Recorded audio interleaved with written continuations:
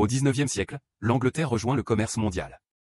Elle apporte des soies et des épices depuis les autres colonies, mais malheureusement, elle amène aussi accidentellement le virus zombie, et bientôt ces monstres envahissent tout le pays.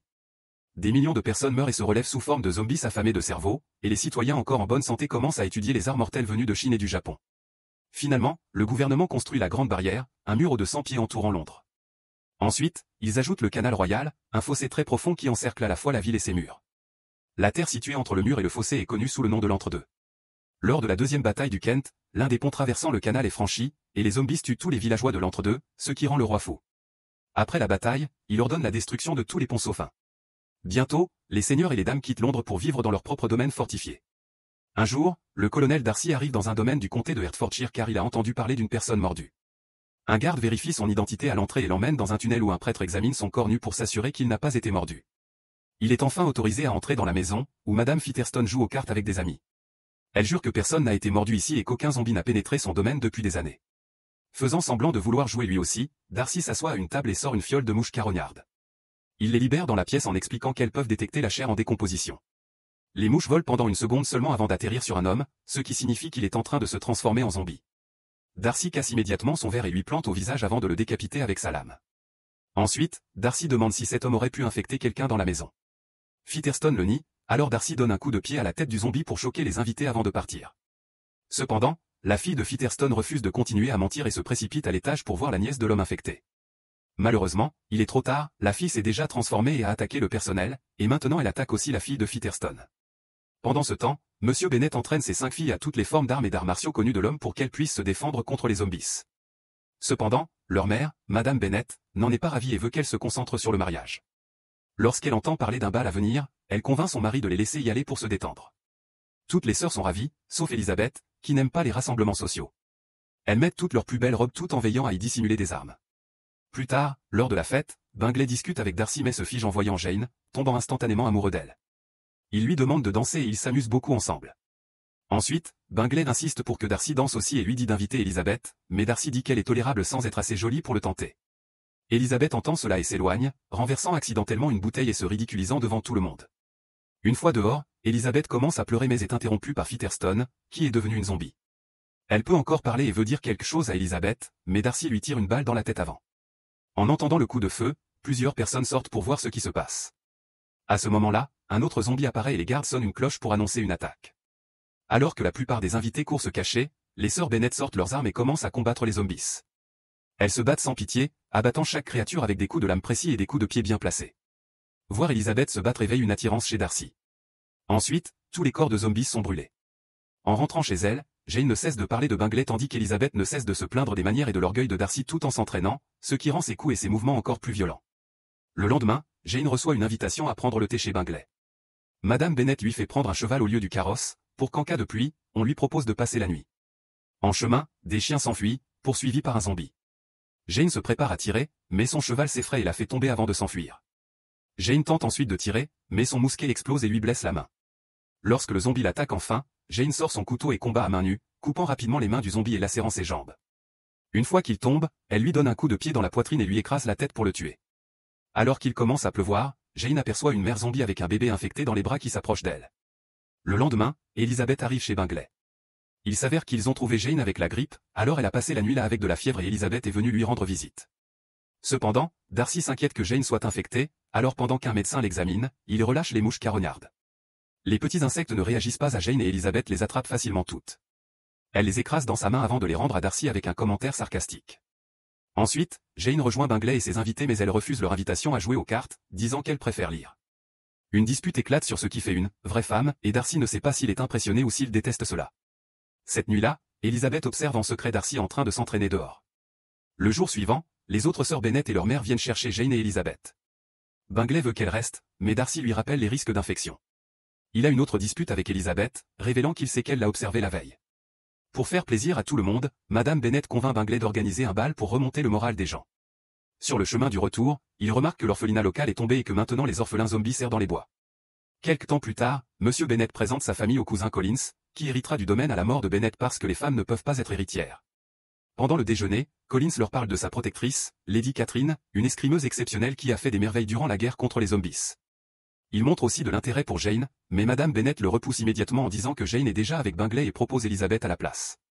Dans l'après-midi, Collins et les sœurs partent rendre visite à leur tante, mais ils s'arrêtent au bord de la route lorsqu'ils trouvent une calèche renversée avec une femme criant à l'aide.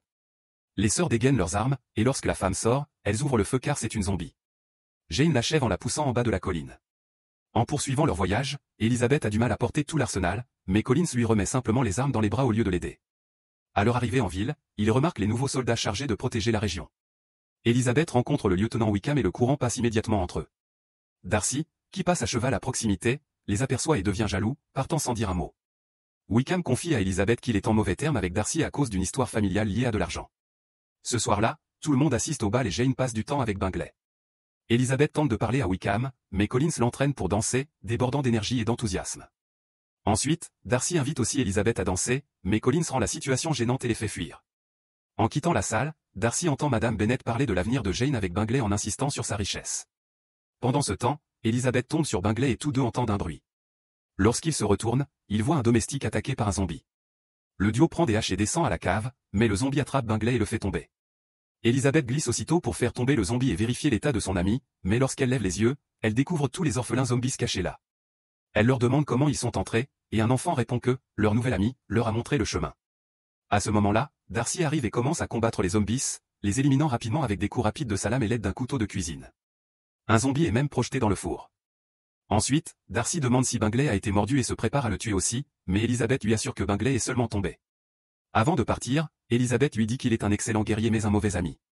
Le lendemain, Jane reçoit une lettre de Bingley expliquant que sa famille retourne à Londres et qu'il commencera à courtiser la sœur de Darcy à la place.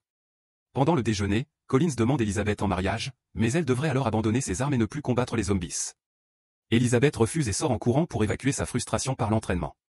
Sa mère la réprimande pour avoir refusé une si belle proposition, mais son père respecte sa décision. Elizabeth serre son père dans ses bras pour le remercier, mais sa mère continue de râler, alors elle s'enfuit dans la forêt pour trouver un peu de paix. Dans la forêt, Elizabeth remarque un groupe d'oiseaux qui volent au-dessus de 4 hommes coiffés de haut de forme. Wickham l'aborde, et quand elle se retourne, les 4 hommes ont disparu. Wickham dit ne rien avoir vu avant de l'inviter à un endroit spécial.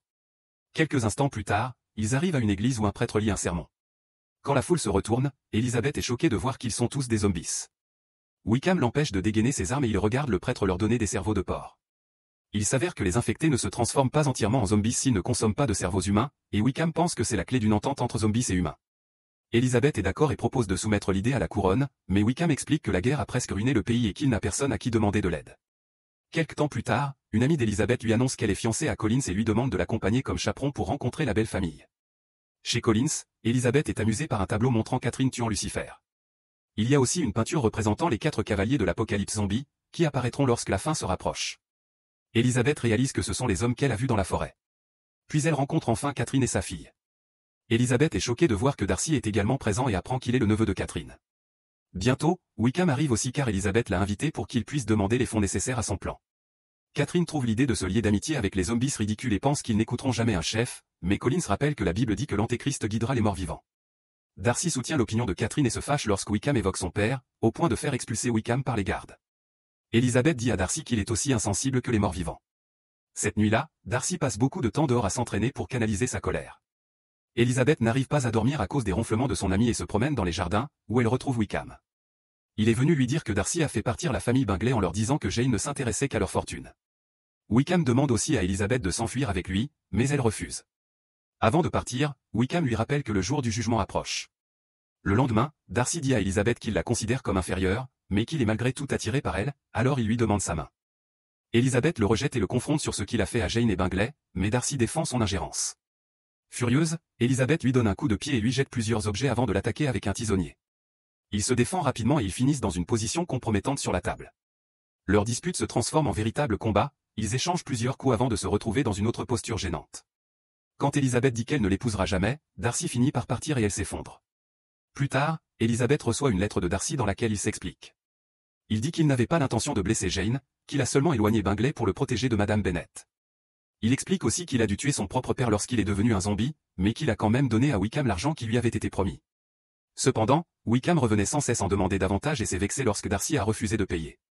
Ensuite, Wickham a tenté d'épouser la sœur adolescente de Darcy pour son argent, mais Darcy l'a sauvé à temps. Enfin, Darcy informe Elizabeth qu'il respecte ses sentiments à son égard, et que pour oublier son chagrin, il est parti à Londres combattre la dernière attaque de zombies. Il pense que quelqu'un dirige les zombies, car les attaques sont trop bien organisées. Quand Elizabeth rentre chez elle, elle est horrifiée d'apprendre que Wickham s'est enfui avec Lydia, la plus jeune sœur. Elle devine qu'il l'a probablement emmenée à l'église des zombies. Cette nuit-là, Elizabeth reçoit la visite de Catherine, qui annonce que Darcy épousera sa fille si Elizabeth ne l'épouse pas la première. Elizabeth commence à voir Darcy sous un jour plus favorable, mais elle n'est toujours pas sûre de vouloir une relation, alors Catherine la défie en duel contre son garde. L'homme est grand et fort, il donne des coups puissants et bloque facilement les attaques d'Elizabeth. Elle refuse d'abandonner même lorsqu'il l'étrangle, puis elle lui entaille le visage avant de lui briser le bras. D'un coup de pied magistral, elle le projette contre une poutre qui casse et fait s'effondrer une partie du plafond sur lui. Catherine accule Elizabeth avec ses épées mais admet qu'elle respecte sa détermination. À ce moment, Monsieur Bennet entre dans la pièce pour interdire à Elizabeth de secourir sa sœur car c'est trop dangereux. Jane se propose d'aider mais Elizabeth refuse car elle veut qu'elle protège la famille. Catherine propose alors d'héberger les Bennet dans son domaine pour que Jane et Elizabeth puissent partir. Lorsque le duo atteint le pont, les soldats les bloquent et les informent qu'ils ont installé de nombreuses charges explosives. Le pont sera détruit demain à l'aube pour empêcher la horde de zombies de Londres d'envahir le reste du pays. Les sœurs les ignorent et continuent leur chemin. Pendant ce temps, Bingley est sur le champ de bataille et lance une bombe sur les zombies coincés dans une tranchée, mais alors qu'il s'apprête à partir, une créature l'attrape par son écharpe. Heureusement, Jane arrive juste à temps pour couper l'écharpe et le repousser avant l'explosion. Non loin de là, Darcy tue un autre zombie avec son épée, mais découvre plusieurs mains de morts vivants qui sortent du sol. Un énorme zombie est sur le point de l'attaquer par derrière, mais Elizabeth le tue d'un coup de hache. Elle explique qu'ils se tiennent sur un cimetière de zombies, alors il commence à poignarder le sol pour tuer les corps en train de se réveiller. Ensuite, Elizabeth lui parle de sa sœur à l'église, et Darcy lui annonce que le bâtiment a été incendié il y a 5 jours, donc sa sœur est probablement morte. Quand Darcy part, on découvre qu'il a menti, il a dit à Elizabeth que l'église était détruite pour l'éloigner du danger, mais le bâtiment est en réalité intact. Il se faufile autour de l'église et voit les 4 cavaliers de l'Apocalypse guider une horde de zombies. Pendant ce temps, Elizabeth remarque que Bingley regarde sans cesse la route qui mène à l'église au lieu du pont qu'il est censé surveiller. Elle comprend alors que Darcy a menti et part immédiatement à cheval. Dans le camp militaire, un homme découvre que quelqu'un a volé tous les cerveaux des soldats morts. De retour à Darcy, il entre dans l'église par une porte arrière et trouve Lydia enchaînée.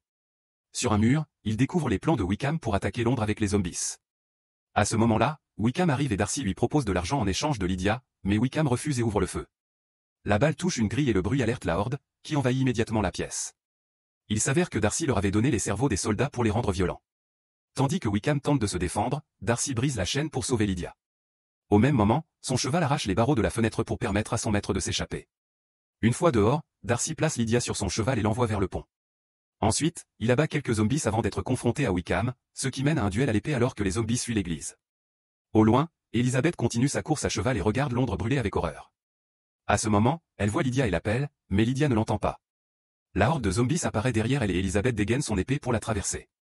Lydia atteint le pont juste avant que les préparatifs pour la détonation ne commencent. À l'église, les hommes continuent à se battre et Darcy parvient à poignarder son adversaire. Cependant, Wickham va bien car il est un mort-vivant depuis le début et a réprimé son besoin de cerveau grâce à sa haine pour Darcy. Wickham explique que les 4 cavaliers sont sortis de l'enfer et qu'il est l'antéchrist qui les dirigera. Il commence à étrangler Darcy et s'apprête à le décapiter, mais Elizabeth l'interrompt en lui coupant le bras et en le piétinant avec son cheval. Ensuite, le couple s'enfuit à cheval alors que la horde les poursuit. Ils atteignent le pont juste au moment où les soldats déclenchent les explosions, et les sœurs croient qu'Elizabeth a été tuée. Mais lorsque la fumée se dissipe, Elizabeth rampe sur les décombres. Elle trouve le corps inconscient de Darcy près d'elle, pleure et l'embrasse en lui disant qu'elle l'aime. Quelques jours plus tard, Bingley demande Jane en mariage et elle accepte évidemment. Darcy sort du coma et dit à Elizabeth qu'il l'a entendue sur le pont. Il lui demande sa main et elle dit oui avant de l'embrasser. Les 2 couples se marient ensemble et Collins célèbre la cérémonie. Tout le monde est heureux jusqu'à ce qu'il voit Wickham approcher avec une horde de zombies.